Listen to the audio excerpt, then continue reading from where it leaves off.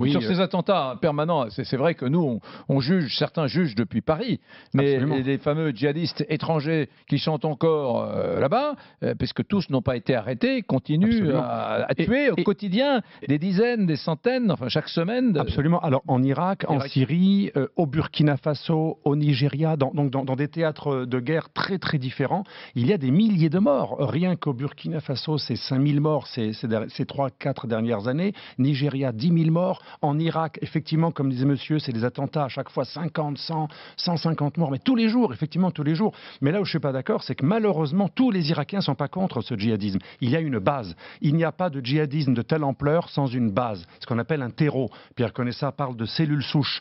Et le problème, il est politique. Tant qu'il n'y a pas une solution politique, il y aura du djihadisme. Parce que le djihadisme, dans cette zone, notamment en Irak, il est le produit d'un problème qui est le suivant. Depuis que l'Amérique a déstabilisé ce pays, les chiites ont pris le pouvoir et les sunnites ont vu dans Daesh, qui était avant Al-Qaïda en Irak, une sorte de pompier, de protecteur contre les forces chiites aidées par l'Iran. Donc il y a aussi tout un problème politique de base qui fait qu'on n'en a pas fini avec le djihadisme.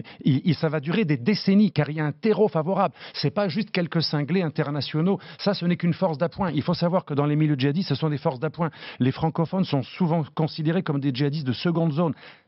Quelques rares élus arrivent à un poste important. Donc c'est un problème aussi local avec des solutions politiques qui n'existent pas. Donc il va falloir s'habituer à de nombreux attentats qui vont encore augmenter partout dans le monde, y compris chez nous. On a entendu tout à l'heure un avocat qui disait oui, mais attendez, les procès durent quelques minutes, ne sont pas longs, il n'y a pas d'enquête véritable, approfondie. Faut-il entendre ces réserves? On peut répondre à ces personnes que je respecte et leur souci humanitaire est tout à fait respectable, mais on peut leur répondre que notre justice, parfois, elle est très injuste. Quand on libère quelqu'un qui a tué sa femme au bout de 7 ou 8 ans, je ne donnerai pas de nom, mais on pensera à un artiste, il fait maximum 8 ans, il a buté sa femme, la deuxième s'est suicidée, il est toujours en liberté. Il a fait très peu de prison. Quand le logeur du Bataclan qui a tué un de ses copains à coup de hache est libre quelques années plus tard, est-ce que c'est une justice? Ça a été très long, mais le type a pris même pas un quart de la peine qu'il devrait prendre. On a plein de récidivistes qui font des attentats terroristes. Souvent, ils ont été condamnés, certains, pour 28 fois.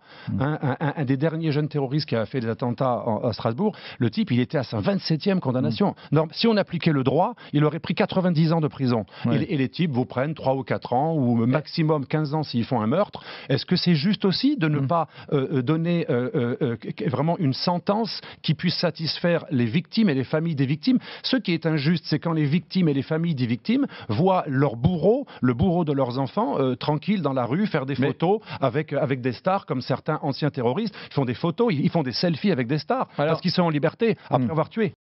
Moi, je pense que dans le monde multipolaire qui vient, il faut se garder de toute ingérence et de toute leçon de morale. Et même si ça choque, il faut rappeler à cette antenne, je n'en fais pas l'apologie, mais nos services travaillent aussi avec les services syriens. Ils ont repris langue depuis longtemps déjà. Alors, on ne l'avouera jamais, on ne veut pas que ça se traduise en collaboration judiciaire, mais on travaille avec les Syriens. Mais comme on est hypocrite, on fait transférer des Syriens, des djihadistes français pris par les Kurdes, on les fait transférer en Irak pour qu'ils soient jugés par l'Irak parce que ça passera un peu mieux, parce que l'Irak est un peu moins un pays dictatorial. Je vous écoute, mais c'est la grande schizophrénie.